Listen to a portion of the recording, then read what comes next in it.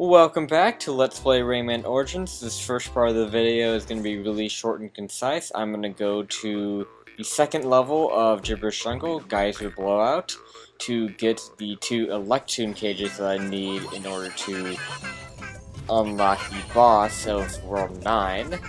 The first cage is located here, where you go onto this blue swingy thing, right next to a couple of King Lums, and what you want to do is drop it down here, and there's the first cage. And these bonus stages are pretty easy. I mean, that's pretty much how they all are in the first world, just simple, defeat all the enemies, and there's really not much to doing it. So there you go. I really cannot believe I missed these. Like, it just makes me facepalm seeing how I missed these. I might go back and get more of these from the earlier worlds. Alright, so this next one is right by where the ground is clamping together, and it's right underneath the door that exits the area. Just want to drop down to where this enemy is, take him out, and once again, the bonus stage is just take out all the enemies. There isn't really anything that bad here. Those are spiky things on the screen there, but they're not a big problem. That swing can kind of get in your way, though. That gave me a little bit of trouble. But again, nothing too bad.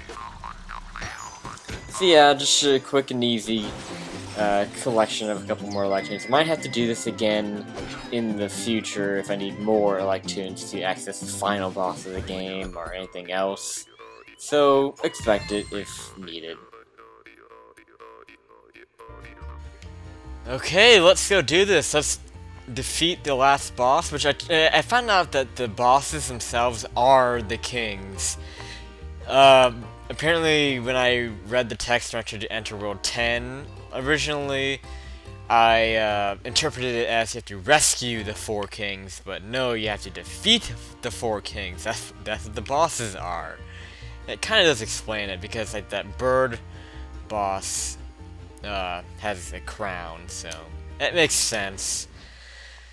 So here we go into Angsty Abyss, World 9. This world has kind of been broken up into pieces as far as the LP goes. This and World 6, because when I started World 6, I randomly came to this world to see how many Electoons I needed to access the tricky treasure, which is 180. A number I don't think I'll be able to reach.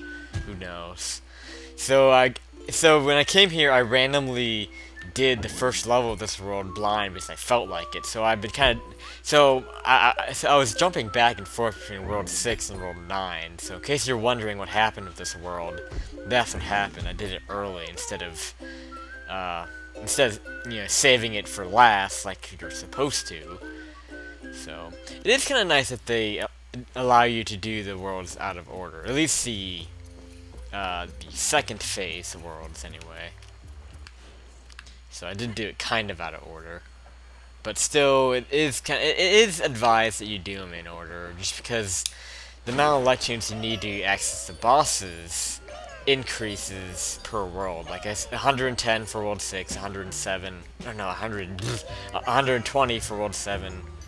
Actually, I think I might be wrong about those numbers, but you know what I mean. I don't really need to explain it. But yeah, assuming there aren't any more water levels, you know, in the last world, God damn it. That's a quick death. Assuming there aren't any water levels in World 10, this is sadly going to be our last look at the water stages in this game. Kind of bittersweet, I must say. I really did like the water stages in this game, as I mentioned before. Especially the music, and thankfully, we do have the favorite water stage music, which again is probably... Fuck. No wonder why they put a coin there. It's kind of tough to get with those jellyfish swimming in on you. Oh god. Oh, and the awesome music gets rudely interrupted by what appears to be the boss right there. It looks like a giant version of enemies that we've seen throughout the game. Those big centipede type enemies. Kinda not surprised. Oh wow, there's 2 of them. Kinda not surprised this turned out to be a boss, to be quite honest, because again, we've seen these quite a bit in the game. This looks like kind of a speed-based level. I like this, but this looks pretty damn intense. Hopefully they give you a checkpoint right there. Damn it, they don't. Okay, so I'm kind of worried about some of the platforming here. This may end up being kind of like Pirate's Treasure in regard to like jumping out of the water and jumping back in. Because remember what I said about me preferring the fuck! Okay, can we not get hung up on the what the fuck? On the edge this time? Thank you. I wasn't propelled up like that last time. Strange. God damn it! Ah! It's the edges that are, like, hanging me up.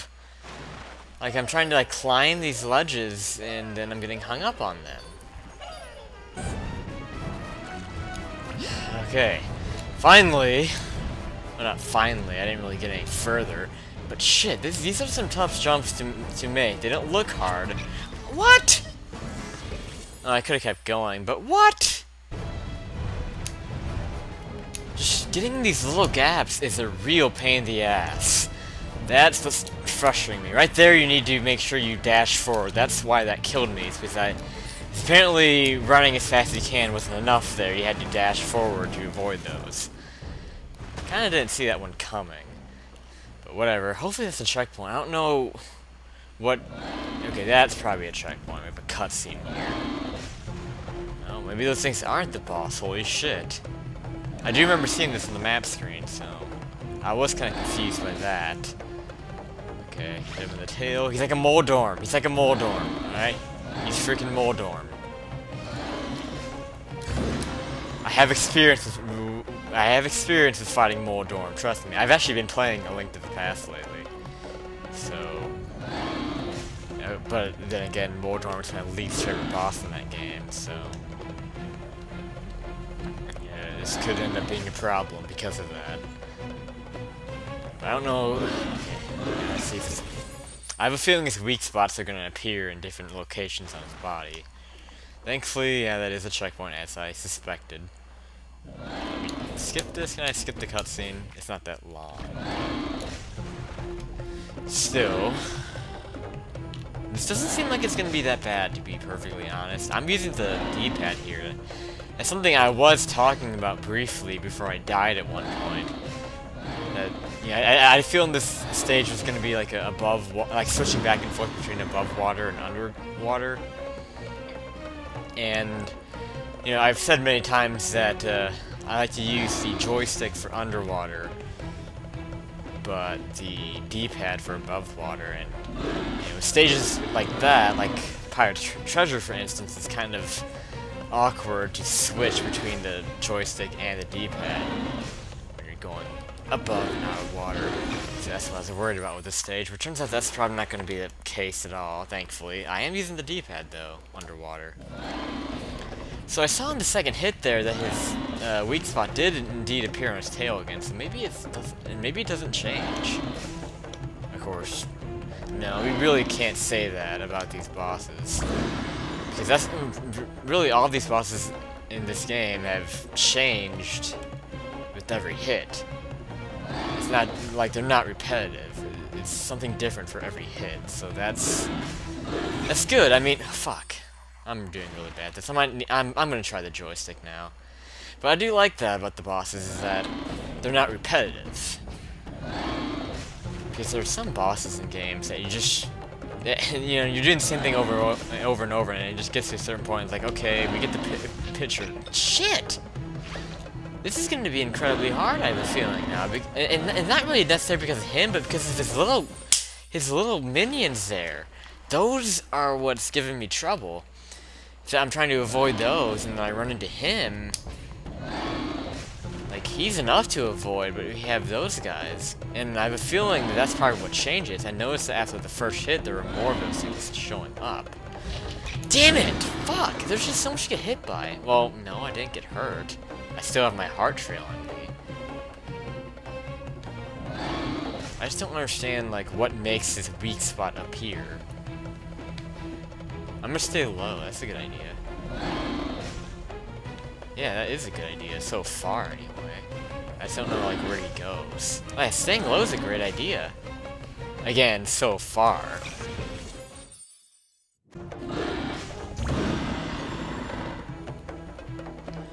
Okay, so I've learned with every hit you do get a heart back immediately. Now that last death, I don't know what the hell killed me. He might have just like grazed me. That's the only obstacle that I saw like passing by me when I died last time. So that's probably what happened. But yeah, staying down here in this gap. Oh no, I think he bit me because I just got hurt there. Shit, I just hate those things. It seems like should hit that thing. It's gonna go away eventually. Yeah, see, it goes in and out. I have a feeling that fuck. The thing I don't like about his biting is that if it just like right there just seemed to barely graze me, and it has. I guess that's something you have to be aware of when he's like biting like that, is that it has a wide range. The first hit is actually kind of hard to get because you don't start out below. Again, like I've been saying, it's good to stay down low. At least right now it is. But when he bites, you are still vulnerable. He just has a very wide bite. I'm gonna try to follow him. It's probably better. Oh shit! What? I had a heart! Don't give me that. I had a heart, did I? I don't even know.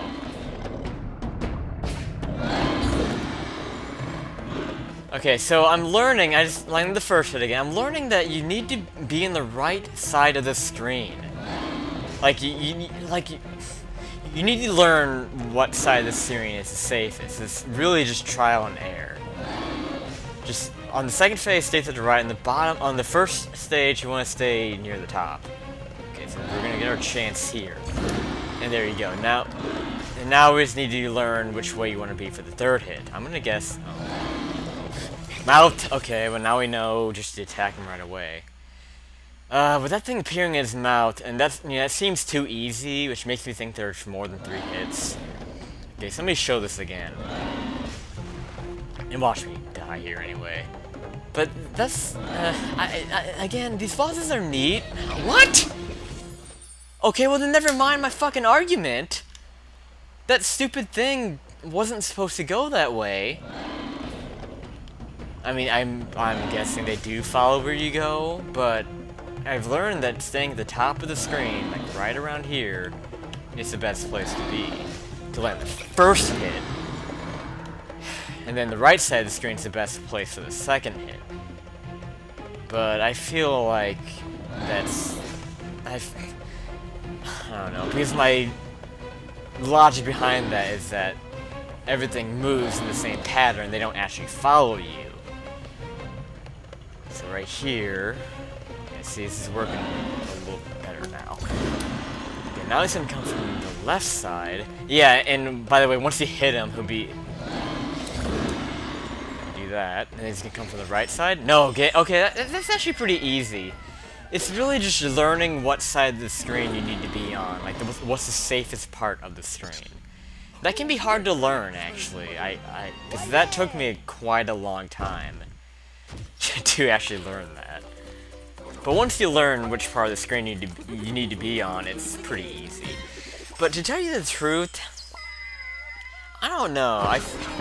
I have mixed feelings about these bosses. They're cool. But at the same time, they feel like they're all just trial and error. And I guess that's the appeal to them, if people like trial and error. I kind of do, but I don't know. It's something I have mixed feelings about. I can't fully describe... I can't really describe whether or not I like that. I don't necessarily hate it, but I feel mad about that.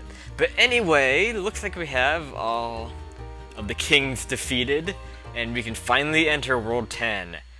And we'll be doing that in the next episode of Let's Play Rayman Origins. Thank you guys for watching, and I will see you then.